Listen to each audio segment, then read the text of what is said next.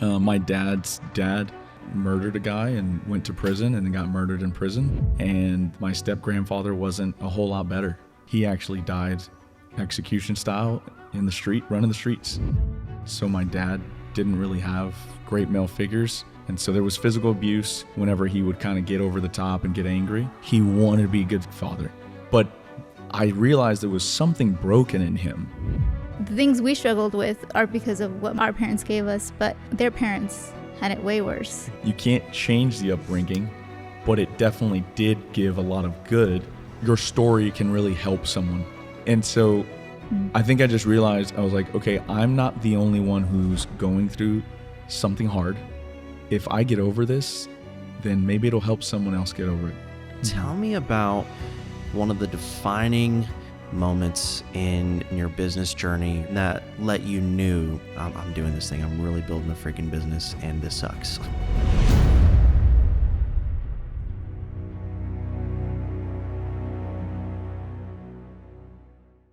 So I've got Moses and Janet Garza here on Dear Founder. Thank you guys for coming on.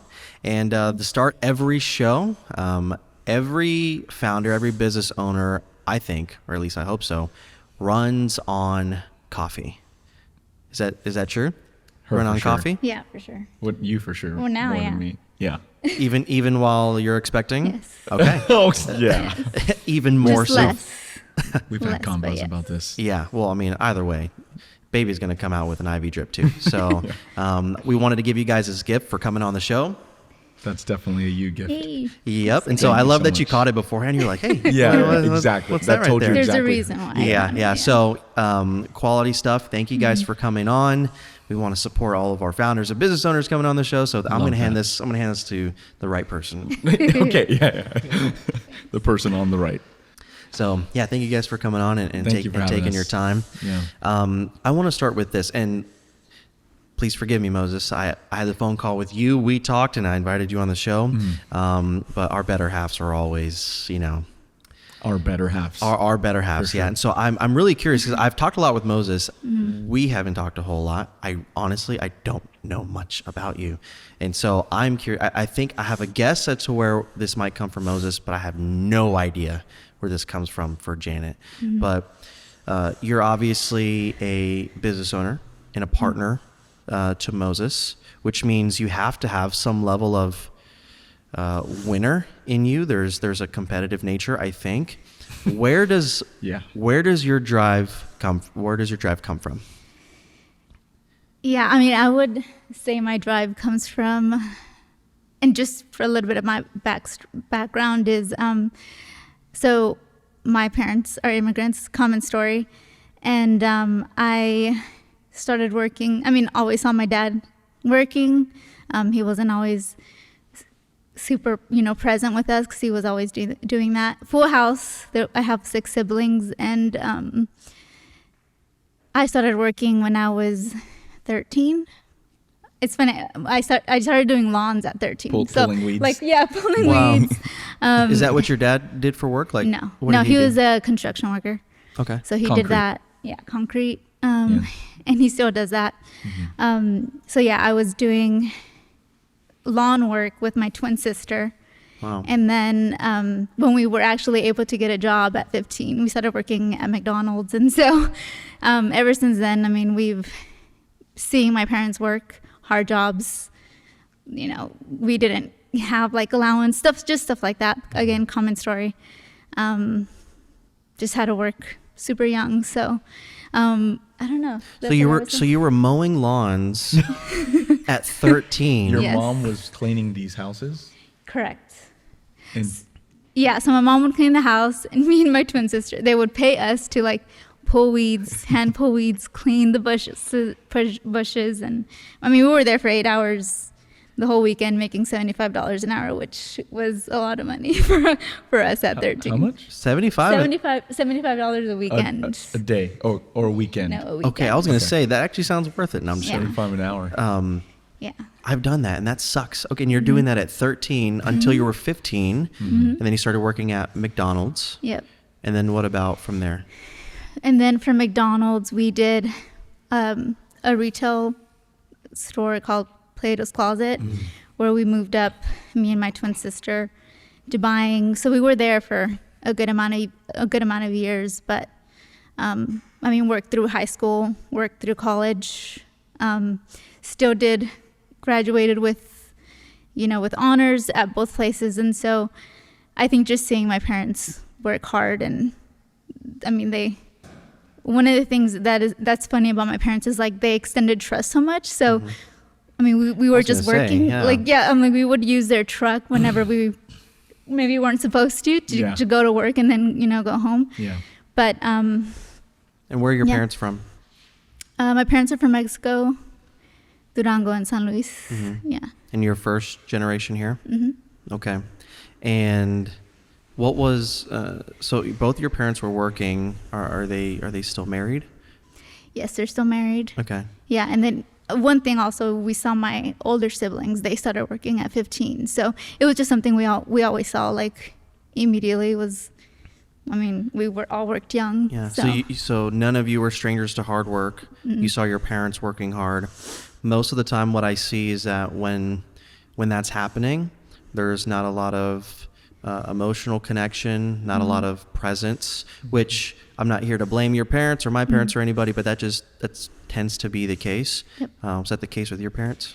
Yep, and I love my parents, but that was something that, like I said, at that time, it was just like my parents just give us trust. And me and my twin sister, we weren't doing bad things really.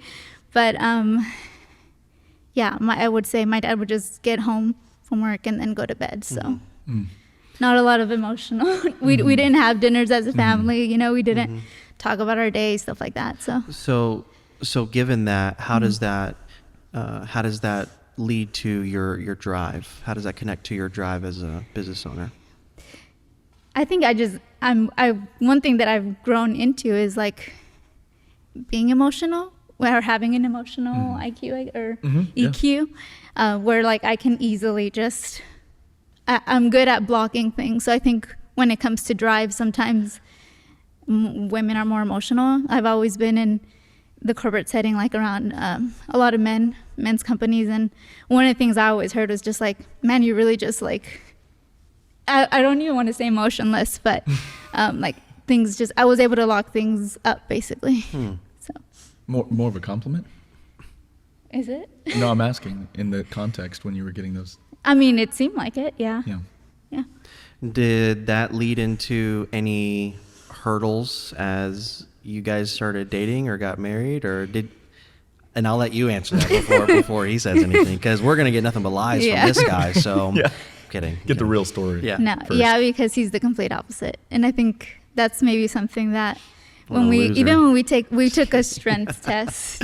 I'm saying this, guys, because I love Moses. He's a friend, and so we should give context to that. Yeah. Just in case there's any strays that we catch. No, so there's going to be a lot of strays thrown his way, and because it's my show and he's respecting me, he's not going to throw any my way.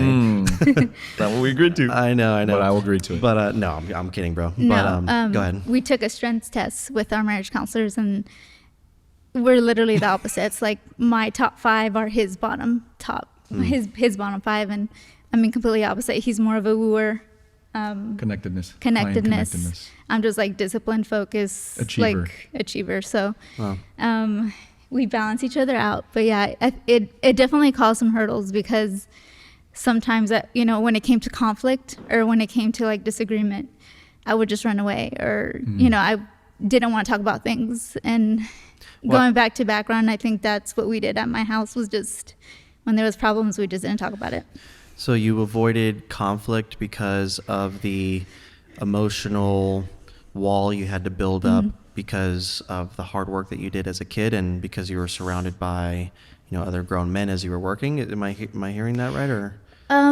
It was more so because my family didn't talk about problems. Okay. And so I just, I guess, wouldn't learn. Way down there. Yeah. Just no skills. Okay. Yeah. Like no emotional awareness, and then because emotions are too difficult to navigate, it's like, well, let's just shut it down and avoid. Am I wrong in saying that this feels like it's common amongst traditional Latino families? Yeah, probably. And I think that comes from most maybe most fathers. It's like a blessing and a curse. I mean, you have a strong like work ethic, but also that you're going to work with people your whole life. So it's Correct. like, and you're going to be married to a person, and Yep. you kind of need to know, how to connect with people. Yeah. Did you see that as a problem? Whenever you guys were addressing this in, like, let's say your dating relationship, did you see that as a problem? Like, this is like a strength. This is who I am. Like, why do I need to open up more? Did you see that like that at all? Or? Yeah, I saw it as like, I thought he would appreciate it because I didn't want to talk about issues. But he's more, because he's more connected. Connectedness is more important to him. He's like, no, like, I want to talk about it. So we would sit and he would ask me questions and I would be like, I'm good at holding in crying or stuff like that. So it got to that point where through the years of like actually refining that part of myself, now, I mean, I'm so for conflict, or like, not avoiding. I'd rather not avoid. So. Well, you need to be more appreciative. I'm kidding. I'd try every day. What are you talking about? Wow. Appreciative of what? The fact that she's like, hey, I'm just going to not talk about it and get over it. Wow, what a strength. No, what a skill. It wasn't get over it. It was, let's not talk about this and It's sweep just it under the rug. Oh, okay. Got it. Okay. No, yeah, I could see that. I could see why that would be a problem. Yeah. So, okay. So another question. At what point did you realize in either the jobs that you were working, your family dynamic, before you met Moses, did at any point you realize that you had an entrepreneurial bone in your body or like a business owner spirit about you? Did you know that at all? I wouldn't say that I knew, but I think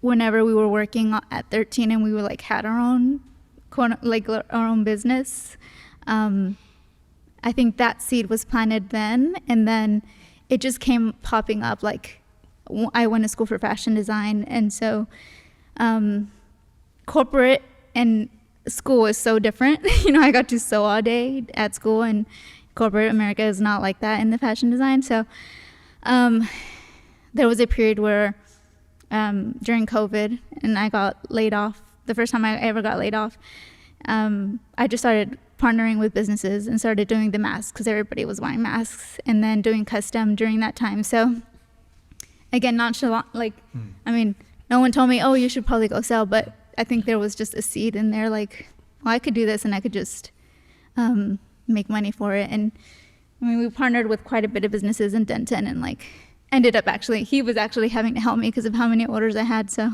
I was the Asian kid in the sweatshop. I was like, he was ironing, I was cutting, sewing, and yeah, it was a good time. Wow. So with that, did you see that you had, well, hold on. Let me think about this the right way.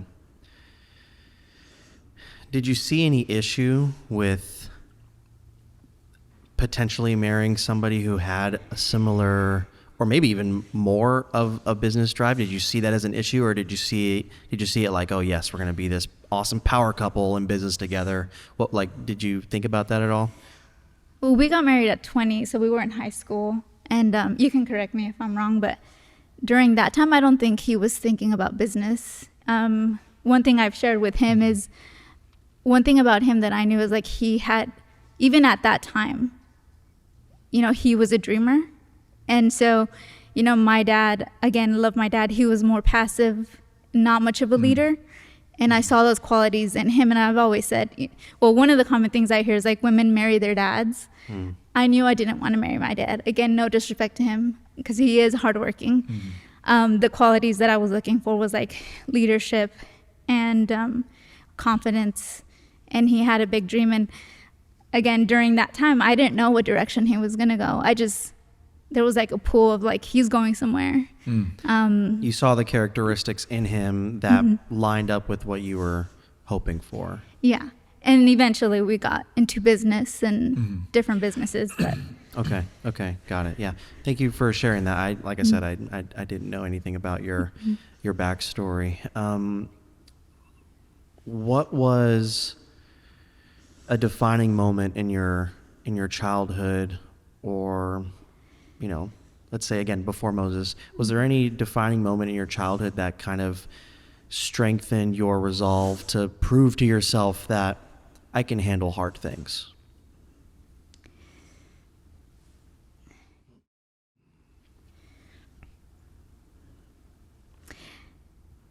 Well, one thing about me is that I'm type A personality. And so I just think whenever I was younger, I always got made fun of for having structure and wanting, because there was just a bunch of chaos around me. I always needed structure, and I put that up on myself without my parents doing that. So I just think,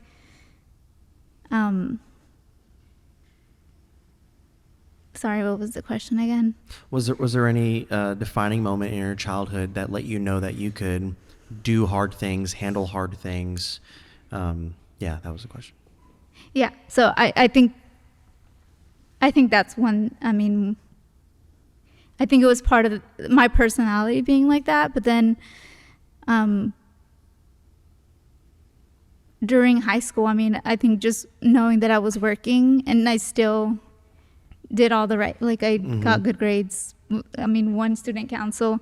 So anytime I set my mind to something, I did get it whenever I did set my mind to something. So maybe that's what I would say. Yeah. And you handled all that young, without any direction, I'm assuming. You Correct. You kind of took it on yourself. Do you see that, was this ever your perspective at all, that your desire to want to control things around you came from being in an environment where you had no control? Yep. Did that ever cross your mind? Or yeah, and that's been one of the things I've had to surrender about myself and like realize is that I wanted to be in control of my life and be in the seat of my life, and it's been a challenge actually. It causes a lot of, it puts a lot of weight on yourself. Yeah. So and then life comes by and it's like, nope. Correct. Yep. I have other things I want to punch you in the face with, especially as business owners. Well, thank you for sharing that. Moses, tell me about your upbringing. What was life like in your home, again, before knowing Janet? Yeah, so we were, I was born in Dallas. Pops, when my dad found out that they were pregnant with me, my mom, my dad, I think I was a prom baby. I did the math on that, kind of 9 months. You're like, wait a minute. Yeah, exactly. I realized that I later. know where that happened. Oh, wow. And so when they realized they were pregnant, he was like, okay, I need to provide for the family, right? And so he went right into the Marine Corps. And we traveled, I think, probably 4 different states until I was about 4 years old. So I was born in Baylor Hospital in Dallas. And then he was last stationed at the Joint Reserve Base, I think when it was one in Fort Worth. Carswell Base. Yeah. And so we were living in Oak Cliff with, I want to say his mom, or we lived with a lot of our grandparents growing up. We were kind of poor. So he was last stationed there in Fort Worth, and then we were just commuting. And I think until I was 5, I think that's when he, 5 or 6, that's when he got out of the Marine Corps. But we grew up pretty poor, grew up in Oak Cliff that's where my parents met. They went to Sunset High School, and that's where they met. And my mom's mom had 11 kiddos and traditional Mexican family. And then my grandpa left her with 11 kiddos. And so that was really, really rough. So they grew up in poverty. And then my dad's side, he was, they were business owners, funny enough. Your dad? My dad's side. Okay, your dad's side. Yeah. So my grandma was a hairstylist, and she did sewing and had her own tax business eventually. Her sister actually had a nightclub, my great aunt, where Selena used to come through and sing, right, before she got big, right? And so they made a lot of money, but a lot of money was gone, and they never really learned how to sustain it wasn't wealth mindset. It was a small business owner. I can make a lot of money. Money comes fast. Money goes fast. And so they actually ended up being poor too. And so we just grew up in that. And so what does that look like? What do you mean growing up poor? What about your environment, or like describe that? Yeah, I guess, it's not normal living with every single one of your grandparents I don't think, because my mom's side, we lived with my grandpa, my mom's dad at one point, and there was us 4 kids. I'm one of 4, and just kind of crammed into like one room, I guess 4 or 5 of us. And then we lived with my mom's mom, and then we lived with my dad's mom across from Keys Park. And then my dad finally went into Christ for the Nations Institute, got a job there, living married student housing. And I think our first apartment was a 2-bedroom apartment, 4 kids in one room. And then my mom and dad, it was the first time I think we had our own place. And just grew up in like a really rough part. We weren't in the projects. The projects were literally right across the street from us. I would even say you guys were the project. We were the project for sure. And so just seeing that, I guess, you don't know better, I guess, when you're going through that. Sure, yeah. But I think it definitely weighed on my dad. My step-grandpa, if you will, his mother's husband, would definitely lay in on him and like, you call yourself a man, like your family's living here in my home and you don't have a job yet, and just really laid into him. And this is after he gets out of the Marines. Yeah. Okay. Yeah, where he couldn't actually, there was like hiring freezes in Dallas and stuff. So it wasn't a great economy. He was a technician in the Marine Corps in the aviation line. And so I think that was the natural line of work he was trying to get into, maybe automotive technicians, stuff like that. And then he went into when he went to Christ for the Nations Institute, which is in Oak Cliff. Mm-hmm. That's when we finally got our own place, and it was still pretty rough, in pretty rough parts of town. So the schools we went in, getting picked on. I think I was like one of 2 Mexican kids in an all-black school. And so all my best friends were black, but all my worst enemies were black. Like they would just pick on me just because I wasn't black. And I was like, and so I didn't, it wasn't because they were black or not black. It was just, that's what I was surrounded by. Uh-huh. And so all my best friends were black, and I didn't see any different. I didn't know why some of the other kids were hating on me because I wasn't black. I was like, dude, we're all struggling together. Really, it's not. We're all struggling. What are you talking about? Like, I live with like 6 of my. Oh my God. So that was just the upbringing. Oak Cliff was kind of hectic in that time frame.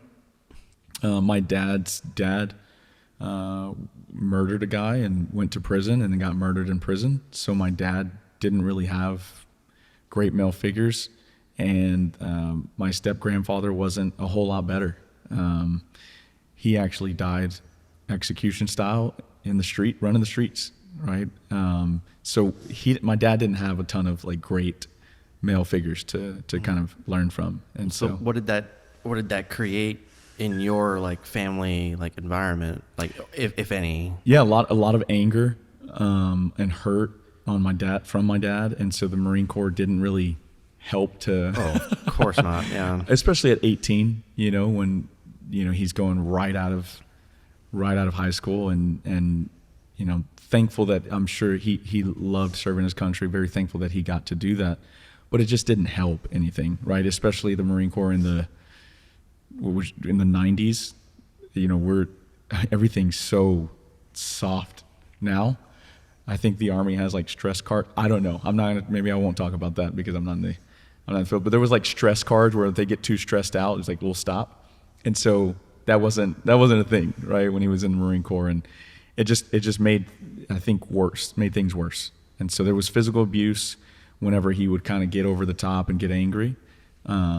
I think my mom called the military police on him a couple times when we were on base, and he was trying to figure it all out, right? He had a lot going on inside, and I know that now, but I think going through that as a little boy, under 5 years old, and then when he got out, I think it really weighed on him not being able to get a job right away, having to live with every single one of the grandparents. And it didn't help any of this. So it was just more this perfect storm. Yeah, no, it definitely sucks. Did he ever put his hands on you or your mom, or was he just like maybe just angry and verbal, or? It was really this was over disciplinary. So when he felt like he had a righteous anger and a reason to get very, very angry, and then it would spill over, it was almost like, hey, it's justified for me to put my hands on you because you did this wrong, and I'm trying to teach you to do right. But there's a line between discipline and abuse. And so, yeah, once you start using your hands and hitting the kids in the face, like that's not discipline, right? And so thank God I never saw him put his hands on my mom. And I love my dad, a lot of grace from him now, especially now that I'm 33 and I've dealt with my own demons, so to speak.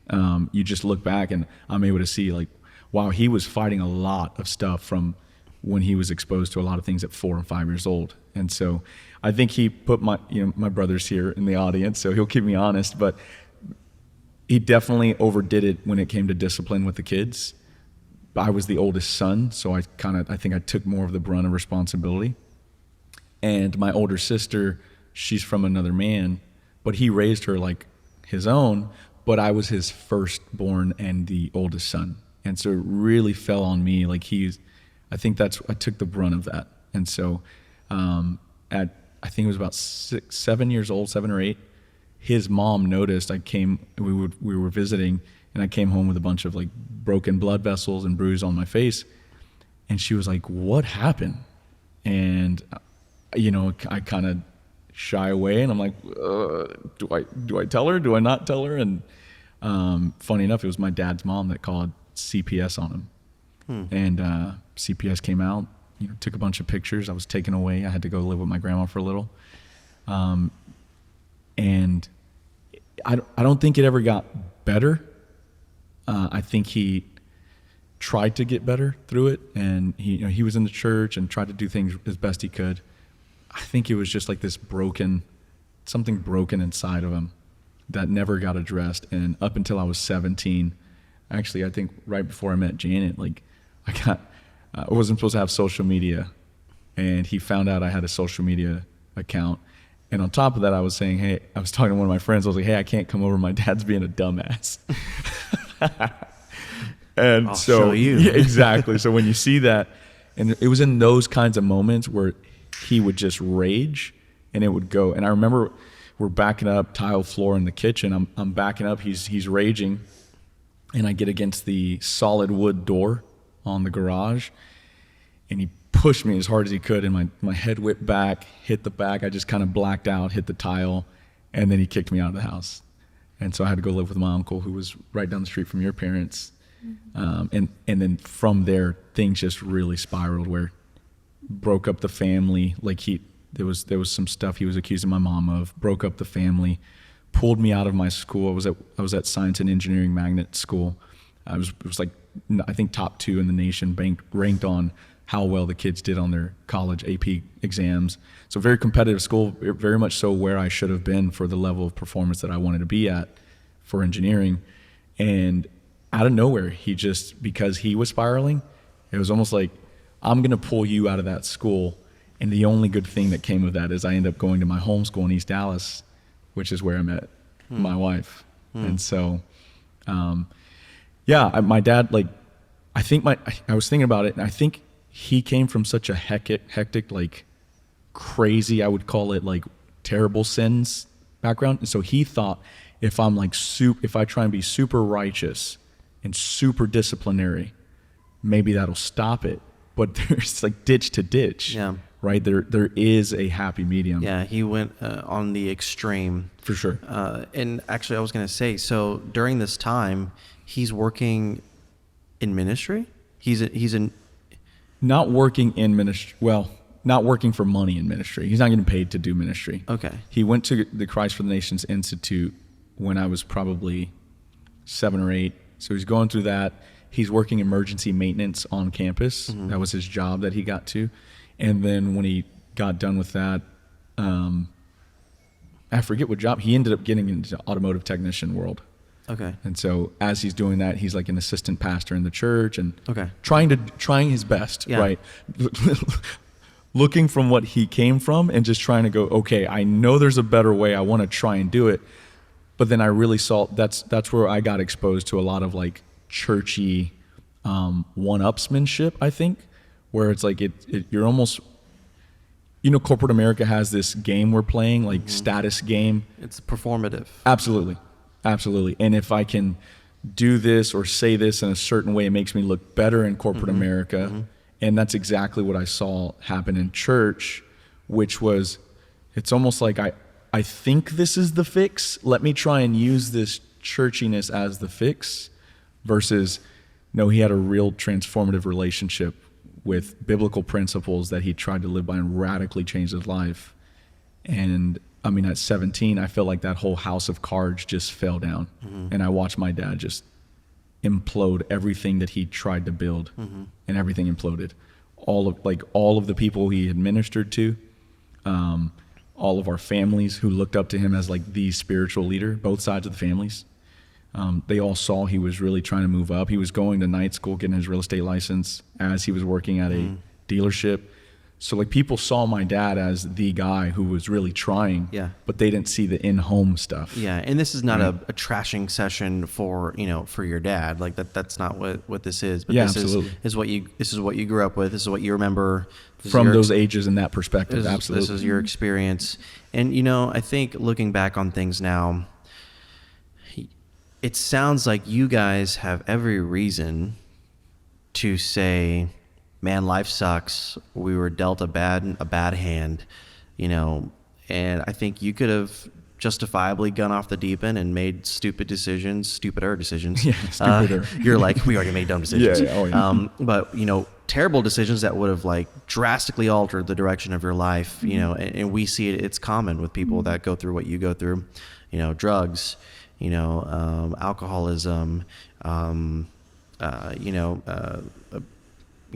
abuse of intimacy with too many partners or whatever the case is, right? So like there's so many different things you could do, but you guys don't carry yourselves like you're like the world just completely shafted you. Like you carry yourselves like it was done for you, it was to your benefit. Was there at any point in your journey, I'll ask you, Janet, was there any point in your journey where you thought to yourself, these are all good things, versus why did this crap happen to me,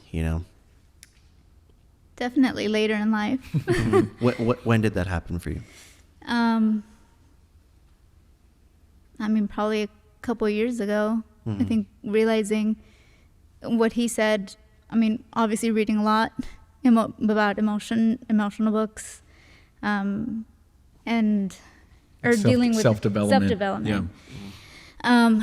And learning more about myself. I think just knowing the perspective of my parents, the things we struggled with are because of what our parents gave us, but their parents had it way worse. And so I think just changing the perspective of they only gave us the best that they could. I don't fault them for it. So what are we going to do? Yeah. What do you mean by self-development? What do you mean by that? Well, reading a lot, but also we invest a lot in our relationship. So marriage counseling, we've done mediations. I feel business mentors and coaches that we've had. Business mentors. And I don't know if we'll get into this, but obviously growing in my relationship with God. I never knew how to have a relationship with God. I grew up Catholic. And so now, because I'm more spiritually aware, and I just think all those things kind of helped realize okay, well. Yeah, it's the same water that hardens the egg, it softens the potato kind of thing. And so I think, it's almost, the Marine Corps didn't really help the anger, but it definitely helped the drive and discipline that he then poured into us.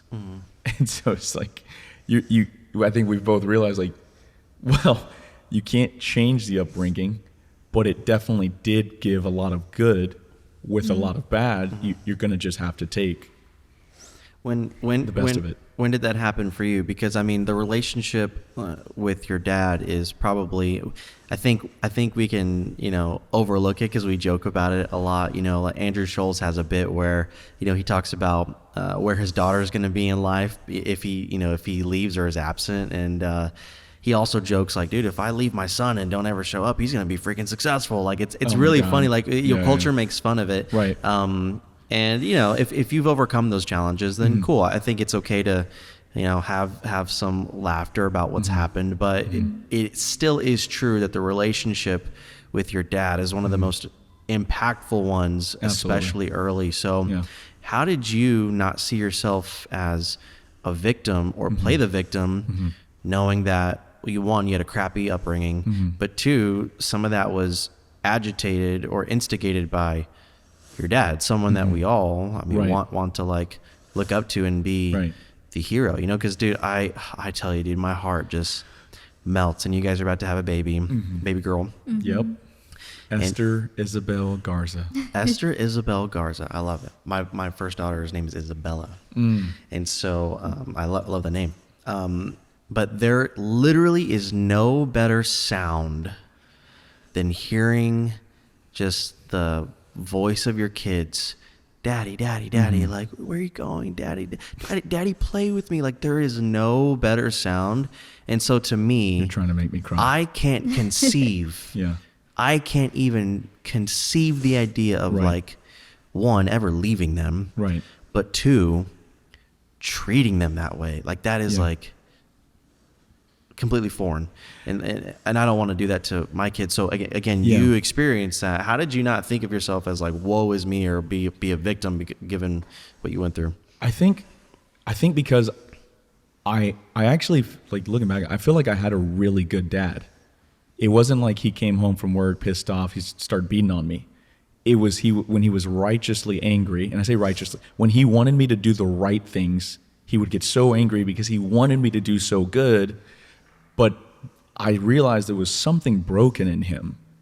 And you ever seen Goodwill Hunting? Actually, no. I know. I know,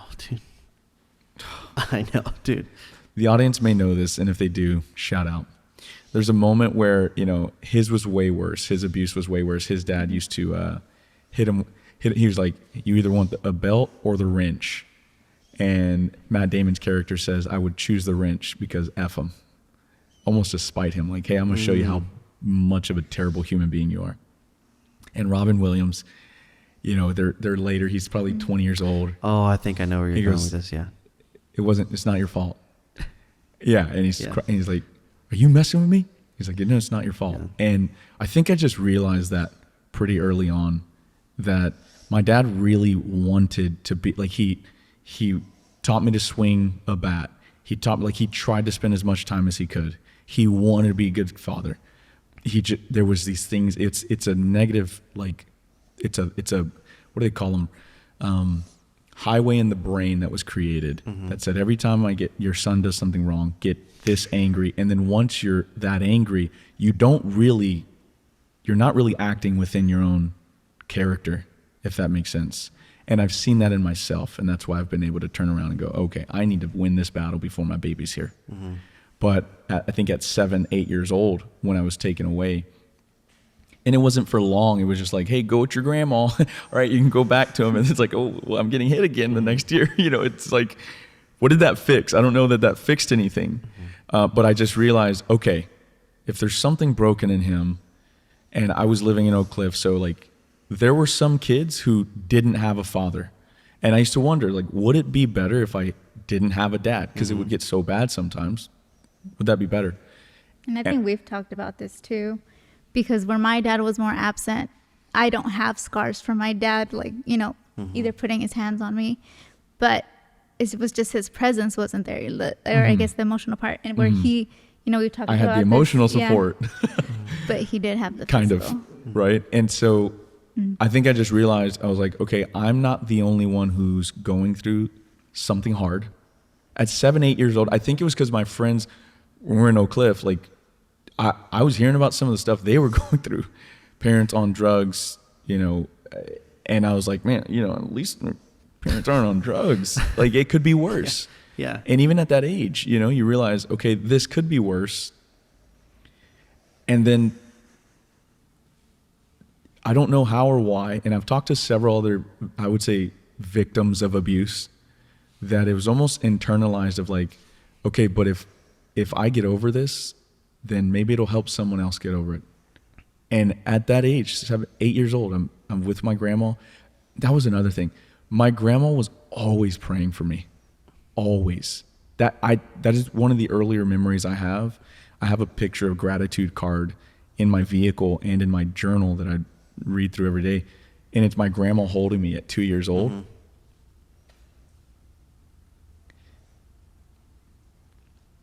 And right next to it is a picture of me holding my grandma. Last year I was 32 and she's going through dementia and doesn't really remember all the time. But when she prays for me still to this day, she remembers everything. She remembers her name. She remembered that we had a baby. And I was just like, that woman has been praying for me for so long that if there was a voice saying, hey, Moses, you're going through this for a reason, stay strong because you're going to help other people get through this.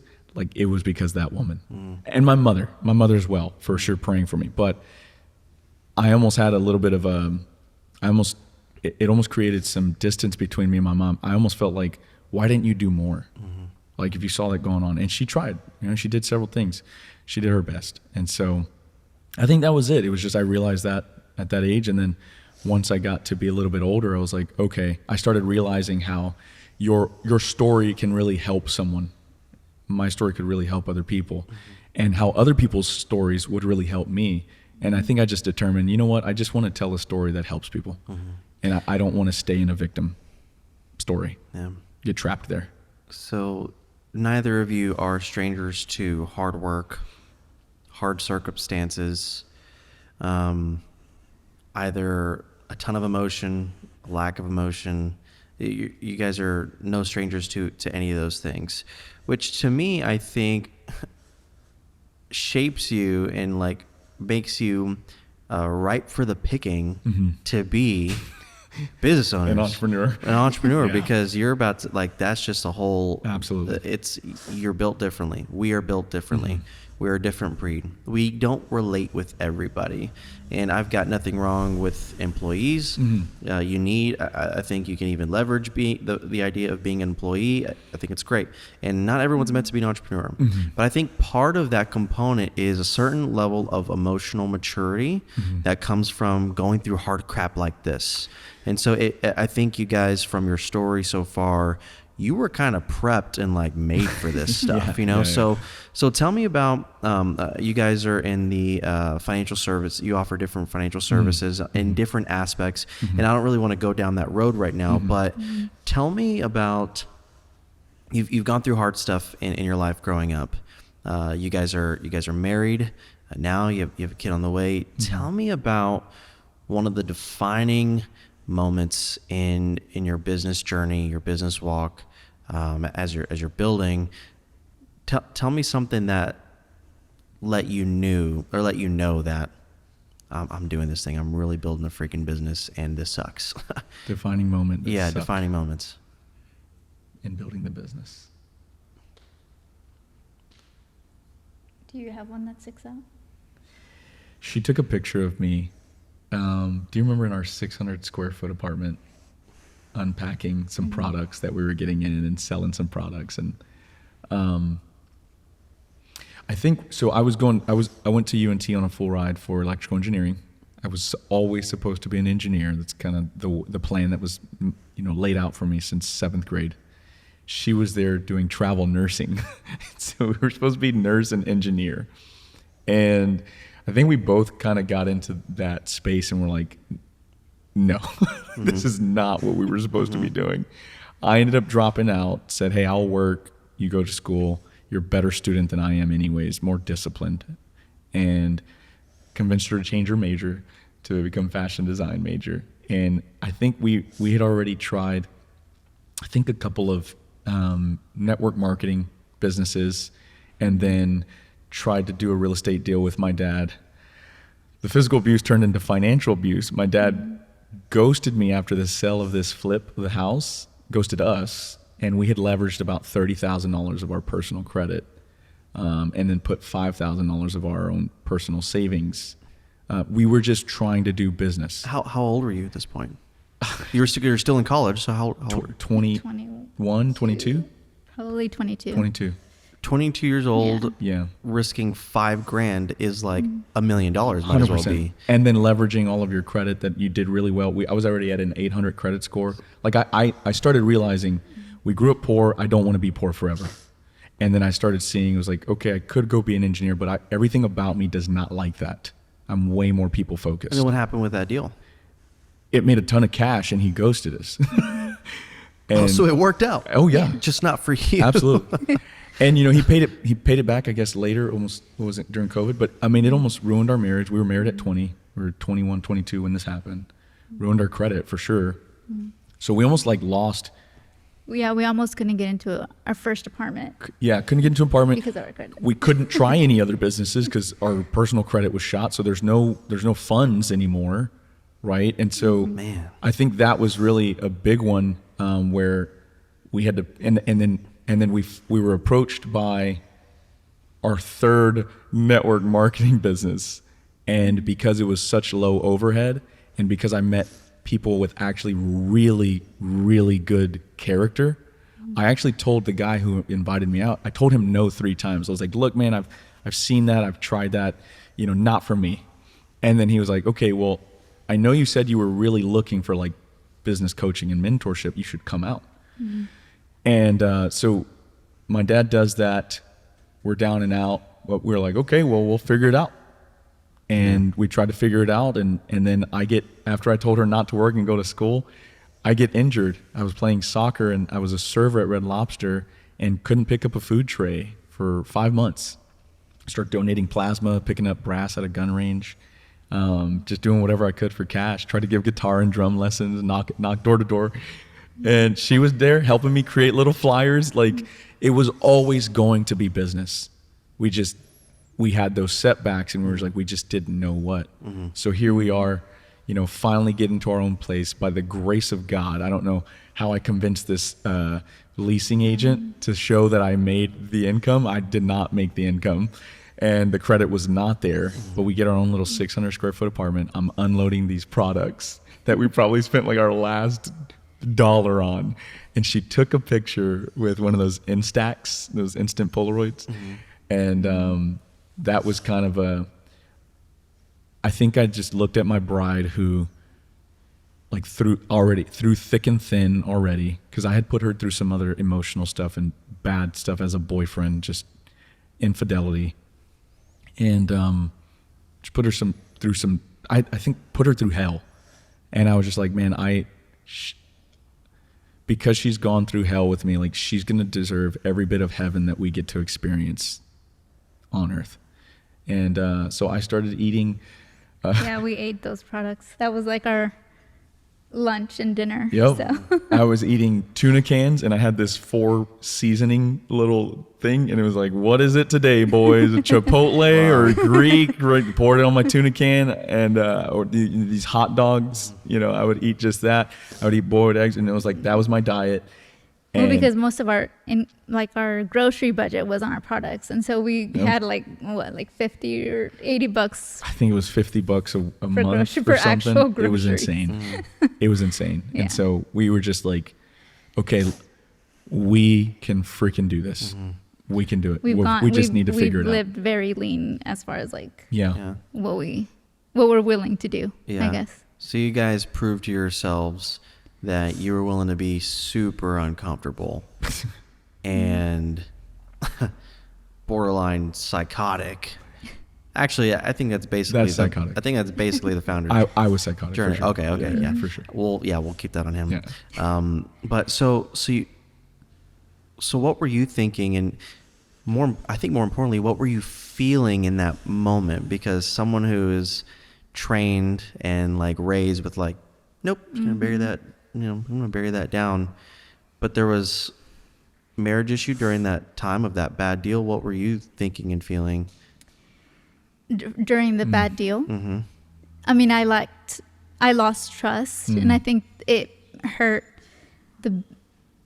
our relationship because, well, one, if he's leading us, whether it was in all these random businesses, like, eventually I got to the point where I was like, no, like, I don't. There was a season where I just didn't want to follow in whatever venture he was doing. Mm-hmm.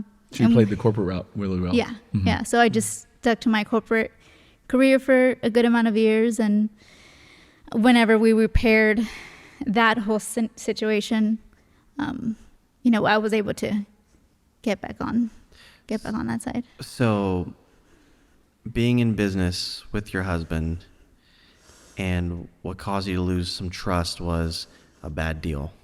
And unfortunately, that's a lot of like, I don't know, if you're on the journey, there's a ton of mistakes. There's going to be a bad deal somewhere. Yeah, there's going to be some crap somewhere. And so, but that was your first experience of like, what the heck is this bozo getting us into? Well, and also because for me, one thing that I've shared with him is like, when I see something is going like in chaos, I want to take the reins. Right. And so Right. I'm like, okay, I need to go provide, or I need to go make more money or whatever. So obviously because you've always worked and taken care of yourself. Correct. Yeah. And that was, one thing, my parents were like, okay, at 15, you started making your own money.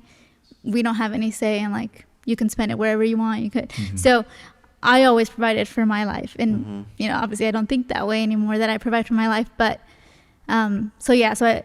it was the lack of trust with the deal, but also there was other things in our relationship, and then having to feel like, oh, I have to put the pants on and like go make money. What'd that do to you? Did that make you doubt yourself and doubt the path that you were on, starting a business, or were you relieved like, oh, thank God that she's like gonna do? I think I'm one of the like very high cognitive but very dumb. Right? As most men. Yeah. And I was just like, I think I just made me naive to it. And I was just like, I'll figure this out. I know we can. I know we will. I'm very thankful to her that she didn't really ever, what would you say, that belittle me, or is it emasculate? She didn't make you feel like an idiot. She didn't make me feel like less of a man. Less of a man. Yeah. Her superpower in life was, when I'm in chaos, I'll power up, take control, and be more disciplined. And it put more weight on her, which caused more pressure. And obviously her highest desire is security. And that's my role as a husband, to protect and provide. And she didn't make me feel like less of a man. She just didn't necessarily trust my judgment. So she's like, I'm going to go do this and win in the corporate space, and I'll be solid and steady and provide for my life. And I'm not going to follow you, but go ahead, go do your thing. Right. How did you guys develop that trust back as a couple, as y'all were building a business together and you were working in corporate? How did you guys develop that trust again?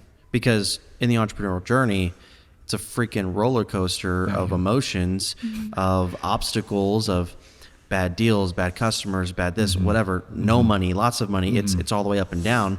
So there's not a lot of opportunity to be able to say that you're just on point and batting 1,000, right? So how did you guys mend that trust as you were building your business? For me, I think it was more like seeing him.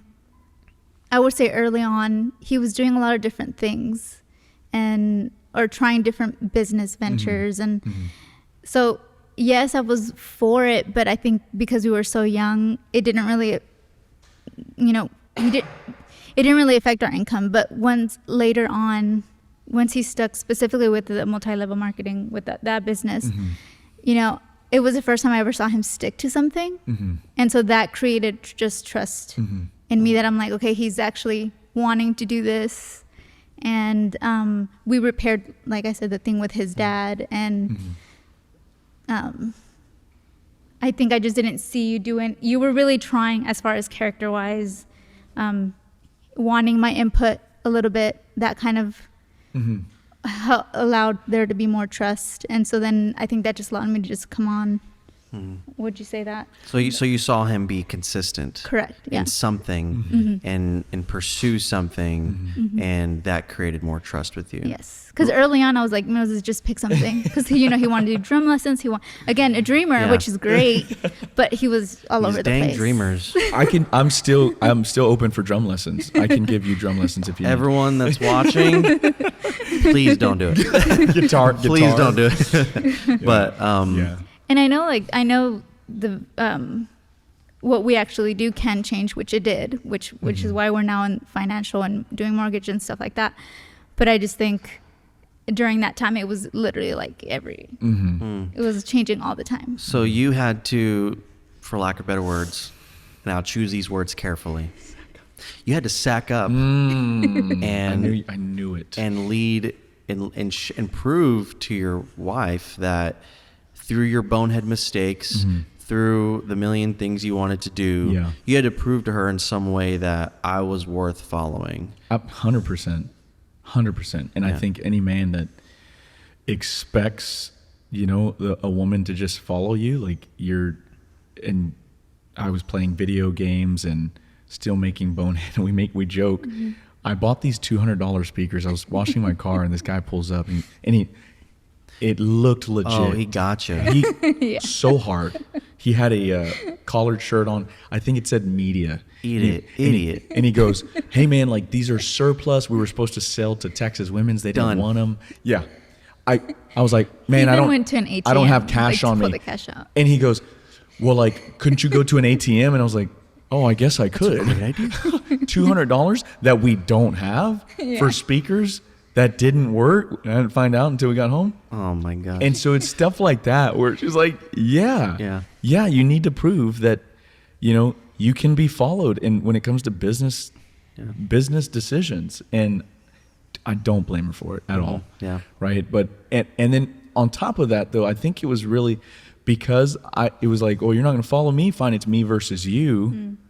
One up. Like, fine, you think you're doing good in corporate America? Well, I'll try and do better over here. And I realized like she was actually she was actually there to unlock me and get even better results in business. She was telling me the whole time, like, why are you letting your dad keep borrowing all this money unchecked? Like, don't you think and I'm like, yeah, but the vision. Women are so much sharper than us, dude. Yeah. They're just practical questions. The woman spotted the snake in the garden. It's like the man would have probably stepped on it and gotten bit. Totally. The woman talked to the snake. So to land this plane, what does your marriage and relationship look like now in the thick and in the middle of growing your business? I imagine it's better, hopefully, or should we unpack that right here and spend another hour about it? I mean, night and day. Just again, we've invested in our marriage, and I think a big thing that happened is I left my corporate career, and so now I'm fully trusting not just him but God to provide. And again, I think that was because I need security. In the past, I don't think I would have done that if I didn't trust him. If if I didn't really buy into the vision, like I wouldn't have done that. So through the trust that he's proven and gained with you, you were willing to do something that growing up, you want control. You worked hard for the control. Yeah. And now you're at a point where you say, I trust you. I'm all in. Let's build this together, and I'm giving you a little bit more control. Yeah. Wow. She's come a long way. Dude, you better not screw this up, dude. Oh, I'm not. We're all surprised that, how did you convince her to marry? First off, that I landed her. And I think it helped, the self-sacrifice, I would let her, get what she wanted at the grocery store, and I was like, I'll just eat these dumb, 2 packs for $1 hot dogs. And she saw me do that for a long time. And that continued on in our journey in business. When I started making more money in sales and in business, I wasn't upgrading myself all the time. I'd upgrade her first, but not even super flashy, because I'm like, hey, we still need to maintain discipline in finances so that we can pour back into the business, and this will be greater returns later, right? And we're still doing that. And we're still doing that. But then another big reason why she was able to come home and leave the corporate space was because I had a pretty stellar start to 2025. And pretty much we already had 6 months of savings, in the bank, 6 months of expenses in the bank, just there as a cushion. And then I had a pretty stellar first 5 weeks where I was able to put aside $40,000. And we were planning for her to leave the corporate space. She's been in project management, managing timelines, legal stuff. And that's all mortgages were. Timelines and legal stuff. And I was like, you would be perfect to run my mortgage company, because I can go get business. Maintaining all of that business was so tough for me. And so it was like, she saw, again, he went and made a great amount of business, and he was going to put that aside, not be flashy and spend on himself, put that aside to help her feel more secure. And I called that your paycheck protection. You know, if you're going to make X amount of dollars, here's 40 grand in the savings, just so when you leave corporate America, you don't feel like you have to produce X amount of dollars in our business right away. Yeah. And just continuing to prove to her in that way, where I will continue to get better and make more money so that I can take better care of you, unlock your gifts, talents, treasures, and abilities, and take care of our family long term. Yeah. And I had to grow. I had to grow out of, you know, immaturity, right? So you guys went from being $30,000 in debt in the hole, and another $5,000 in cash in the hole, right? To putting 40 grand aside just to make a business pivot. Like that's a long jump. That's a long way. That's really awesome. It's 10 years. Yeah. It was almost 10 years to the day. Yeah. Wow. Yeah. So, what's the one thing that you would share with couples who are in business together? We'll start with Jana. We'll end with Moses. What's one thing that you would share and recommend to couples in business together that could save them some headache in their partnership? It really is. You have to work together, right? So. Well, one thing that we see just with other couples in business is, and this is more technical, but a shared calendar. I almost wanted to say a shared calendar. course. One of the things we hear a lot, though, is She's very like From the type A? right. Yeah. Well, that's one thing we hear a lot is like, oh my, you know, they're trying to figure this out. And maybe it's obviously for younger, you know, people just starting their business, but that was a big game changer, I would say. Yeah, because Like shared calendar. I'm so people, you know, oh, you want to hang out? Yeah, let's hang out. And she goes, we have this thing to do. So the shared calendar, because I was so spacey, was very helpful for her and me. It's allowed Which me just to helps grow. with communication. I think that's where Yeah. I'm getting at is like the communication in a couple. Can you Super important. Can you under communicate at all in business or in marriage or? There was too much or under communicating on my side. Yeah. And having a cutoff too, because sometimes, it's still 8, 9 p.m. and we're talking about business and we're like, okay, we need to connect. Or, you know, I think he cuts it off. And we're like, okay, we need to. We need to talk about us. Yeah. Yeah. I'm like, okay, yeah, stop talking about I'm the emotional business. So. No, that's great. Yeah. That's great. I think I would say, specifically for the husbands, I realized she was such a huge asset. So doing the strengths assessment, I think it's the Cliff's strength assessment. Yes. Clifton, I think. Clifton, and seeing how you guys can complement each other. I hate when people are like, oh, she's my completer. No, she's supposed to be a complementer, and vice versa. You can complement her. And learning to unlock that synergy, I think, was huge for us. That's a good one. Yeah. Huge, because, and character, right? I realized character was my currency. My dad, I've seen him make a lot of money, but not have the character to have it, which was the problem with his great aunt and his previous generations. And so losing personal character and doing stupid stuff behind her back and did not help at all. It actually set the whole business back. It's like, if you want to have a great business, unlock your spouse's strengths, get synergized, and stop dumping your trust out in buckets, because you earn it back in tiny droplets. And you just set yourself back so far every time you lose trust for a bonehead move. But it's not like you didn't make any mistakes along the rest of your journey. Mistakes are different than Right. like blatantly losing trust. Okay. Like big, dumb, stupid things. Okay. Character-wise. Character flaws versus, oh, dang, I didn't know. I forgot to communicate this. We Yeah. double booked. That's a Correct. mistake. Yeah. Okay. Hey, I need to learn to get better at communication. Going behind your back and letting your dad borrow more and more and more and more money and not consulting, and then using her credit to do it too, that's massive trust. So you were still giving him money even after he screwed you over. Yes. A little bit, yeah. A little bit of money. Just a tiny bit. Just tiny bit. Gotcha. Okay. Just a smidge. Okay. So your message is clean your act up, get your character straight, lead.